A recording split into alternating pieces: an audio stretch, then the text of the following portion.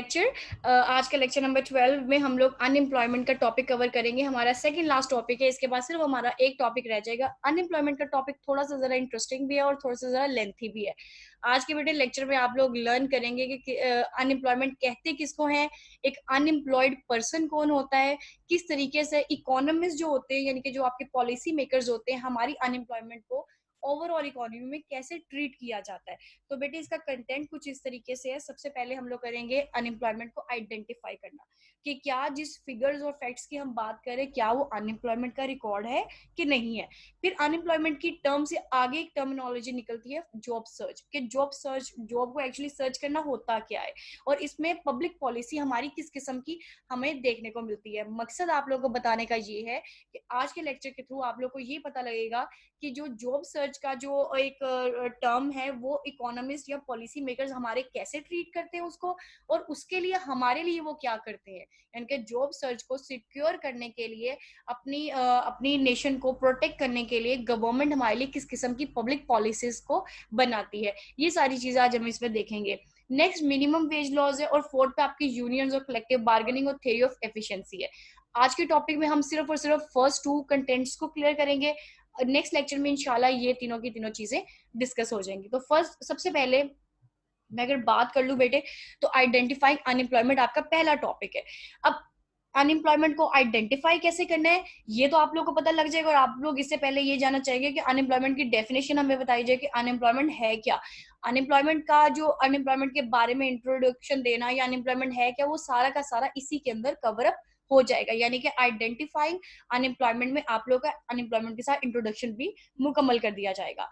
कहा जाता है कि a job loss leads to lower living standards in the present. यानी कि अगर आपकी जॉब चली गई है तो सबसे पहले प्रेजेंट में क्या होगा, आपके लिविंग स्टैंडर्ड्स कम हो जाएंगे। यानी कि it will lead to lower living standard in the present and anxiety about the future. और आपको फ्यूचर के बारे में एंजाइटी होगी, आपको नहीं पता कि फ्यूचर में हमारे साथ क्या होगा, क्या हमें जॉब मिलेगी, क्या हमें जॉब नहीं मिलेगी। और इन चीजों की वजह से यानी कि सॉरी आप लोग का लिविंग स्टैंडर्ड लो होने की वजह से और फ्यूचर की एंजाइटी की वजह से आपका सेल्फ स्टीम रिड्यूस हो जाता है। ठीक है, इन सारी चीजों को कवर करने से, इन सारी चीजों की वजह से क्या होता है, आप लोगों की लाइफ में ट्रबल क्रिएट होता है।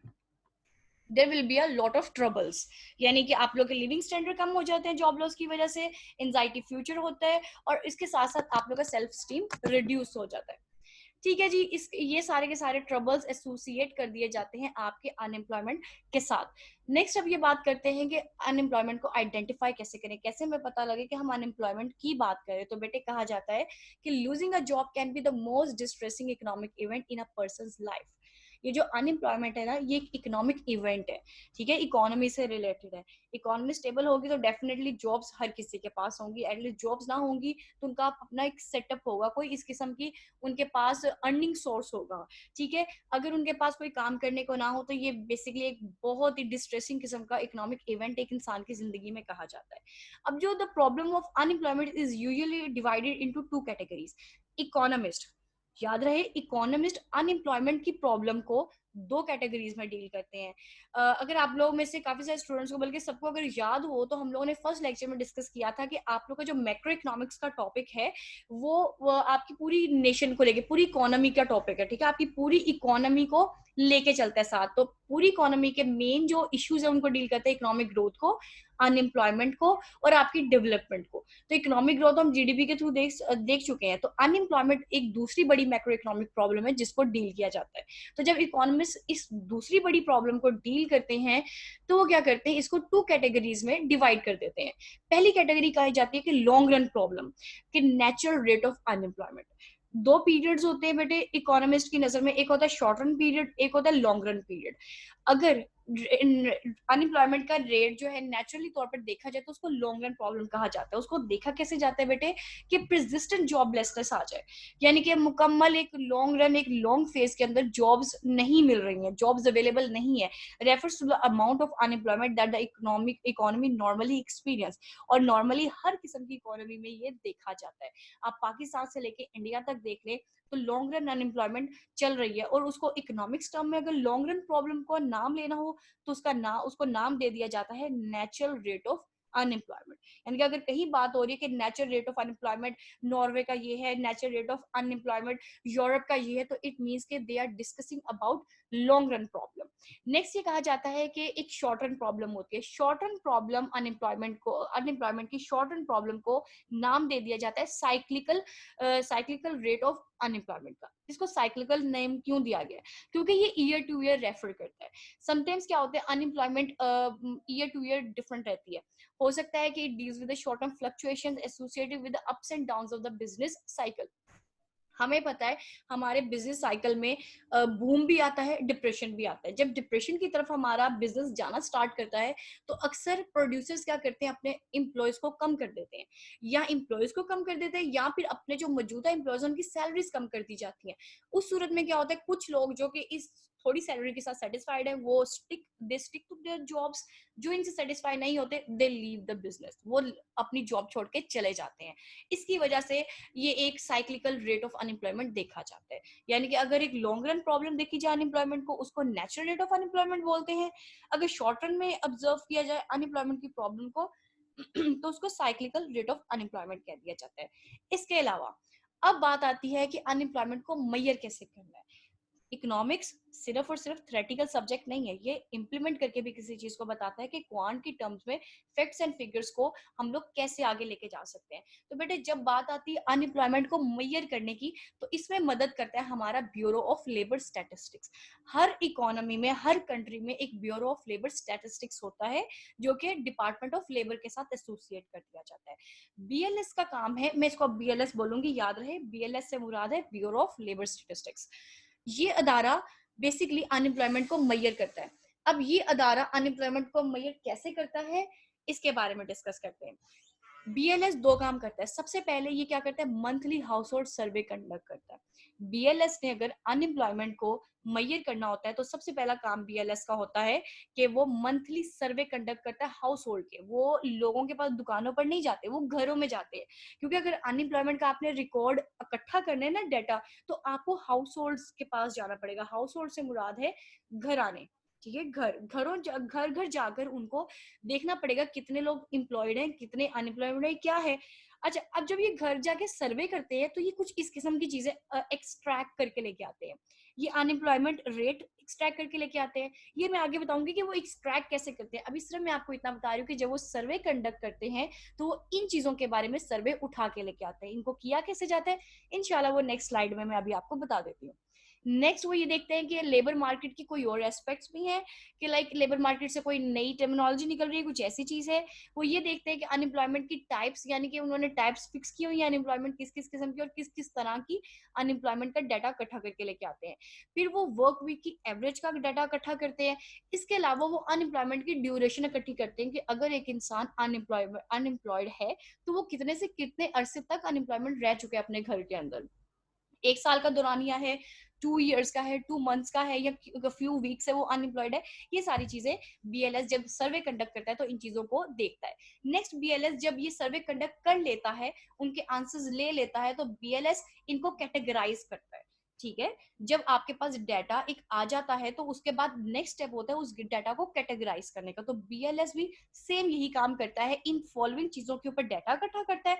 उसके बाद इन्हीं आंसर्स की मदद से 3 कैटेगरीज बना के उस डाटा को कैटेगराइज करके अरेंज कर लेता है। पहली कैटेगरी वो रखता है एम्प्लॉयड लोगों की, ठीक है। सेकंड कैटेगरी वो रखता है अनएम्प्लॉयड लोगों की। थर्ड कैटेगरी वो रखता है नॉट इन लेबर फोर्स की। इस डाटा से वो 3 कैटेगरीज बनाता है, एम्प्लॉयड लोगों की, अनएम्प्लॉयड लोगों की और नॉट इन लेबर फोर्स लोगों के कैटेगरी एक बना लेता है। अब इन कैटेगरीज को वो मैथमेटिकली कैसे कंडक्ट करता है, अब उसके बारे में मैं आप लोगों को बताती हूँ। तो बेटे ये कोई इतने टफ कंसेप्ट्स नहीं है, they are very simple concepts. अब सबसे पहले मैंने बात की एम्प्लॉयड की कैटेगरी की, राइट। एम्प्लॉयड कैटेगरी में वो किन लोगों को देखता है अपने सर्वे के अंदर, वो लोग जिनके पास जॉब्स मौजूद हैं, वो लोग जो जॉब्स पे जा रहे हैं डेली 9 to 5 या जो 9 to 2 उनकी जो भी जॉब आवर्स है वो बकायदा अपनी जॉब परफॉर्म कर रहे हैं, वो लोग एम्प्लॉयड है। नेक्स्ट कैटेगरी अंडरलाइन मैंने इसलिए किया हुआ ताकि आप लोगों को पता लगे जो अभी मैंने कैटेगरीज की बात की, ये वो कैटेगरीज की डेफिनेशन डेप्थ में बताई जा रही है। अनएम्प्लॉयड कहा जाता है बेटे उन लोगों को, याद रहे अनएम्प्लॉयड की डेफिनेशन डिफरेंट है। People who are jobless looking for a job and available for a work.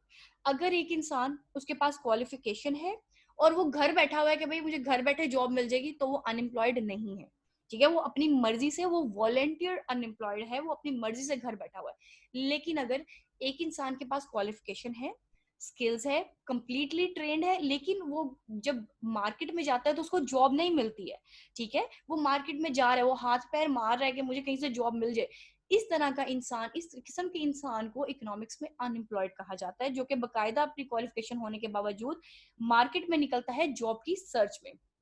जब वो जॉब की सर्च में निकलता है तो इस किस्म के पर्सन को अनएम्प्लॉयड कहा जाता है।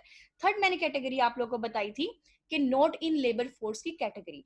नॉट इन लेबर फोर्स में बेटे वो लोग आते हैं ना तो जो एम्प्लॉयड होते हैं और ना ही अनएम्प्लॉयड होते हैं। तो अगर इसकी बात कर दूं कि ऐसे कौन से लोग हमारी इकोनॉमी में मौजूद होते हैं जो कि ना एम्प्लॉयड होते हैं और ना ही अनएम्प्लॉयड होते हैं, यानी कि उस लोगों में आ जाते हैं बेटे आप लोग के बुजुर्ग, ठीक है। वो लोग आ जाते हैं जो कि रिटायर्ड होते हैं, वो लोग आ जाते हैं जो घर के हाउस होल्ड संभालते हैं, घर के काम संभालते हैं, जैसे हमारी मदर्स आ जाती हैं, या हमारे बहन भाई जो कि स्टडी कर रहे होते हैं, ठीक है, जो टीनेजर्स होते हैं, ये सारे के सारे इसमें आ जाते हैं, जो कि ना तो एम्प्लॉयड होते हैं ना अनएम्प्लॉयड होते हैं, यानी कि वो एम्प्लॉयड की डेफिनेशन में भी नहीं आ रहे, वो अनएम्प्लॉयड की डेफिनेशन भी नहीं आ रहे। तो उनको कहाँ रखा जाता है? उनको रख दिया जाता है नॉट इन लेबर फोर्स के कॉलम के अंदर। इसके अलावा, इन तीन कैटेगरीज के अलावा एक और छोटा सा कंसेप्ट है जो कि आप लोगों को पता होना चाहिए। वो कंसेप्ट है बेटे लेबर फोर्स का। अगर आप अपने एम्प्लॉयड लोगों को और अनएम्प्लॉयड लोगों को आपस में ऐड कर दो तो आपके पास लेबर फोर्स आ जाती है। अगर किसी कंट्री में आपने ये देखा हो कि इन कंट्री की लेबर फोर्स क्या है और वो आपको कहे कि 500 मिलियन लेबर फोर्स है, लेबर फोर्स का हरगिज ये मतलब नहीं है कि वो तमाम लेबर फोर्स काम पे लगी हुई है। उस लेबर फोर्स के अंदर अनएम्प्लॉयड भी मौजूद है, उस लेबर फोर्स के अंदर एम्प्लॉयड लोग भी मौजूद हैं। यानी कि इससे हमें पता लगा कि लेबर फोर्स सिर्फ और सिर्फ अनएम्प्लॉयड या एम्प्लॉयड लोगों के से मिलकर नहीं बनती। लेबर फोर्स एम्प्लॉयड और अनएम्प्लॉयड लोगों को आपस में मिलाकर बनती है, यानी कि total employed and total unemployed को आपस में इकट्ठा काउंट करके आपके पास लेबर फोर्स का डाटा आ जाता है। अब बात करते हैं इनके कंसेप्ट के बाद इनकी कैलकुलेशंस की। इनको कैलकुलेट कैसे किया जाता है? अगर जब बीएलएस ने अपनी कैटेगरीज कर ली, अपनी कैटेगराइज कर लिया अपना डाटा, अब बीएलएस क्या करता है? इन स्टैटिस्टिक्स को समराइज करता है with respect to the labour market. सबसे पहले वो लेबर फोर्स निकालते हैं। लेबर फोर्स का वो फॉर्मूला लगाता है कि जितने टोटल एम्प्लॉयड हैं उनका नंबर, उसमें ऐड कर देता है टोटल नंबर ऑफ अनएम्प्लॉयड। इस फॉर्मूला के थ्रू लेबर फोर्स के बारे में पता लगता है। सेकेंड, वो अनएम्प्लॉयमेंट रेट निकालते हैं। ये सिर्फ अभी मैं आप लोगों को फॉर्मूलाज बता रही हूँ, इसके बाद हम लोग अप्लाइड सेक्शन की तरफ भी चलेंगे, ठीक है जी। अनएम्प्लॉयमेंट रेट वो कैसे निकालता है? अनएम्प्लॉयमेंट रेट के लिए वो दो किस्म का डाटा इकट्ठा करता है। वो क्या करता है? अनएम्प्लॉयड के जो टोटल नंबर ऑफ अनएम्प्लॉयड लोग हैं उनको डिवाइड कर देता है लेबर फोर्स के साथ। लेबर फोर्स कहाँ से आती है उसके पास? यहाँ से उसने निकाली हुई है। इस फॉर्मूला के थ्रू जो लेबर फोर्स निकाली है उसको डिवाइड करता है नंबर ऑफ अनएम्प्लॉयड लोगों के साथ और मल्टीप्लाई कर देता है 100 के साथ। क्योंकि ये अनएम्प्लॉयमेंट रेट है इसीलिए उसको 100 के साथ मल्टीप्लाई किया गया। इसके बाद वो निकालता है लेबर फोर्स पार्टिसिपेशन रेट। वही इंफॉर्मेशन, वही कैटेगरीज, उन कैटेगरीज से अब ये फर्दर स्टैटिस्टिक्स निकल रही हैं। तो इस स्टैटिस्टिक्स में थर्ड जो स्टैटिस्टिक्स है वो है लेबर फोर्स पार्टिसिपेशन। जब लेबर फोर्स पार्टिसिपेशन निकालनी है तो बेटा उन्होंने क्या करना है? लेबर फोर्स को डिवाइड कर देना है अडल्ट पॉपुलेशन के साथ और मल्टीप्लाई कर देना है 100 के साथ। अब लेबर फोर्स का फॉर्मूला तो आप लोगों को पता लग गया, ये जो ऊपर लिखा हुआ है मैंने, उससे तो लेबर फोर्स निकल आएगी, लेकिन अडल्ट पॉपुलेशन कैसे निकलेगी उसके लिए भी ये लोग अपना बीएलएस फॉर्मूला इस्तेमाल करता है। तो अडल्ट पॉपुलेशन के लिए जो फॉर्मूला इस्तेमाल किया जाता है बेटे वो है टोटल लेबर फोर्स में ऐड कर दिया जाता है नॉट इन लेबर फोर्स लोगों को, यानी कि number of those people who does not belong to the labour force plus total number of people who are in the labour force. इन दोनों नंबर्स को ऐड कर दिया जाता है तो आपके पास अडल्ट पॉपुलेशन निकल आती है। अब इसको कैसे मैथमेटिकली ट्रीट किया जाता है, अब मैं आप लोगों के उस तरफ चलूंगी, ठीक है, अप्लाइड सेक्शन की तरफ। लेट्स से कि ये हमारे पास एक प्रॉब्लम है in a far away economy the BLS. BLS क्या है? Bureau of labour statistics estimated that 10 million people were employed. Okay, हमें एक इंफॉर्मेशन मिल गई है कि एक कोई फार अवे इकोनॉमी है, वहां पे बीएलएस ने क्या किया है? एक डाटा एस्टिमेट किया है जिसके अंदर 10 million people are employed. Okay, अब इसके बारे में बात करें तो सबसे पहले बात की जा रही है लेबर फोर्स को कैलकुलेट करने की। तो हमें लेबर फोर्स का फॉर्मूला पता है कि लेबर फोर्स का फॉर्मूला क्या है? नंबर ऑफ एम्प्लॉयड लोगों में नंबर ऑफ अनएम्प्लॉयड लोग ऐड कर देना। लेबर फोर्स के अंदर नंबर ऑफ एम्प्लॉयड हमारे पास कितने थे? 10 मिलियन और हमारे पास नंबर ऑफ अनएम्प्लॉयड लोग कितने 7 मिलियन, तो दोनों को ऐड किया तो हमारे पास लेबर फोर्स कितनी आ गई 17 मिलियन। अब हमारे पास डाटा इकट्ठा हो गया लेबर फोर्स का, दैट इज 17 मिलियन। नेक्स्ट हमने क्या करना है, लेबर फोर्स यहाँ से हमने कैलकुलेट कर ली। नेक्स्ट हमारा टारगेट है अनएम्प्लॉयमेंट रेट को निकालने का। तो सबसे पहले अनएम्प्लॉयमेंट रेट का फॉर्मूला लिख ले। अनएम्प्लॉयमेंट रेट का फॉर्मूला क्या है, number of unemployed divided by the labour force. Number of unemployed हमें पता है क्या है जी, क्या है नंबर ऑफ अनएम्प्लॉयड लोग हमारे पास 7 मिलियन, वो हमने लिखे। लेबर फोर्स ऑलरेडी हम लोगों ने पिछले डाटा में कैलकुलेट कर ली है, वो हम लोगों ने लगाई यहाँ पे 17 मिलियन, उसको डिवाइड किया, मल्टीप्लाई बाय 100 किया, तो हमारे पास अनएम्प्लॉयमेंट रेट आ गया 41.7%। इसके बाद नेक्स्ट उन्होंने हमें कहा है कि अपना लेबर फोर्स पार्टिसिपेशन रेट निकालें। सबसे पहले हम लोग एक दफा रिव्यू कर लें कि हम लोगों ने कौन कौन सा डाटा कैलकुलेट कर लिया है। हम लोगों ने लेबर फोर्स कैलकुलेट कर ली, दैट वाज 17 मिलियन। फिर हम लोग को कहा गया कि अनएम्प्लॉयमेंट रेट निकालें, वो हमने कैलकुलेट कर लिया, दैट इज 41.7%। उसके बाद अब हमने निकालेंगे लेबर फोर्स पार्टिसिपेशन रेट। तो उसका फॉर्मूला कुछ ऐसा है कि labour force divided by the adult population. अब लेबर फोर्स तो हमारे पास निकल आई है, ये जो आप लोगों के बोर्ड के ऊपर यहाँ पे नजर आ रही है आपको 17 मिलियन, लेकिन हमारे पास अडल्ट पॉपुलेशन नहीं है। अब अडल्ट पॉपुलेशन के लिए हम लोग क्या करेंगे, उसके लिए सबसे पहले एक सेपरेटली फॉर्मूला निकालेंगे। अडल्ट पॉपुलेशन का फॉर्मूला है लेबर फोर्स में ऐड कर दो वो लोग जो कि लेबर फोर्स में नहीं है। तो टोटल लेबर फोर्स में कितने थे 17 मिलियन, जो कि हमने खुद निकाला है, और जो लोग लेबर फोर्स में नहीं है उसका 3 मिलियन का डाटा इन्होंने ऑलरेडी हमें दे दिया था, हमने उसको ऐड किया, हमारे पास आंसर आया 20 मिलियन। तो हमारे पास अडल्ट पॉपुलेशन हमारे बोर्ड पे कितनी निकली 20 मिलियन। अब इस डिडक्टेड वैल्यूज की वजह से हम लोग अपना लेबर फोर्स पार्टिसिपेशन निकाल सकते हैं। तो लेबर फोर्स पार्टिसिपेशन के लिए हमारी जो लेबर फोर्स थी दैट इज 17 मिलियन, उसको डिवाइड किया हमने अडल्ट पॉपुलेशन के साथ जो कि हमारी 20 मिलियन निकली है, उसको मल्टीप्लाई 100 के साथ किया तो हमारा आंसर निकला है 85%। तो अगर मैं इसको कंक्लूजन करूं कि आपसे जो अभी क्वेश्चन पूछा गया था उसमें उन्होंने कहा कि अनएम्प्लॉयमेंट रेट निकालें, लेबर फोर्स निकालें और लेबर फोर्स पार्टिसिपेशन और अपनी लेबर फोर्स निकालें, तो हमारे पास क्या क्या आंसर आए थे इसके बारे में मैं बता देती हूँ। लेबर फोर्स हमारी थी 17 मिलियन, ठीक है। अनएम्प्लॉयमेंट रेट का हम फॉर्मूला इस्तेमाल करके निकला हमारे पास 41.7%। अडल्ट पॉपुलेशन हमारे पास 20 मिलियन एंड लेबर फोर्स हमारे पास 85% आ गई। ये वो तमाम स्टेटिस्टिक्स हैं जो कि हमें बीएलएस की वेबसाइट पर नजर आती हैं। अब ये बीएलएस की वेबसाइट पर पहुंचने तक ये कैसे होती है, बकायदा वो सर्वे कंडक्ट करते हैं, सर्वे कंडक्ट करने के बाद उसको कैटेगराइज करते हैं, कैटेगराइज करने के बाद वो इन 4-5 स्टेटिस्टिक्स को उस डाटा की मदद से कैलकुलेट करते हैं तो ही हमारा ये डाटा कंप्लीट होता है। ठीक है जी, यहां तक आपका फर्स्ट टॉपिक आइडेंटिफाइंग अनएम्प्लॉयमेंट, यानी कि अनएम्प्लॉयमेंट को कैसे आइडेंटिफाई किया जाता है वो आपका कंप्लीट होता है। नेक्स्ट आपका जो टॉपिक है it's about job search. Job search का जो टॉपिक है मैं अभी कवर अप करूंगी, उसके लिए मैं आप लोगों को सिर्फ 2 मिनट्स की ब्रेक दूंगी, आप लोग 2 मिनट्स की ब्रेक ले लें, उसके बाद बेटे। तो हम लोग जो सेकंड थिंग कर रहे थे जॉब सर्च के बारे में, हमारा सेकंड टॉपिक है हमारे अनएम्प्लॉयमेंट के टॉपिक से सब टॉपिक से। तो जॉब सर्च के बारे में पहले बात कर लेते हैं, जॉब सर्च होता क्या है बेटे। बेसिकली जॉब सर्च जो है एक प्रोसेस है in which a qualified individuals takes time to be matched with the available job. एक क्वालिफाइड पर्सन मैच करता है अपने क्वालिफिकेशन को जॉब के साथ। जैसे अब मैं, मेरा मेजर है इकोनॉमिक्स, ठीक है, मैं तब तक जॉब सर्च करूंगी जब तक मुझे मेरे मुताबिक जॉब नहीं मिल जाती है, ठीक है।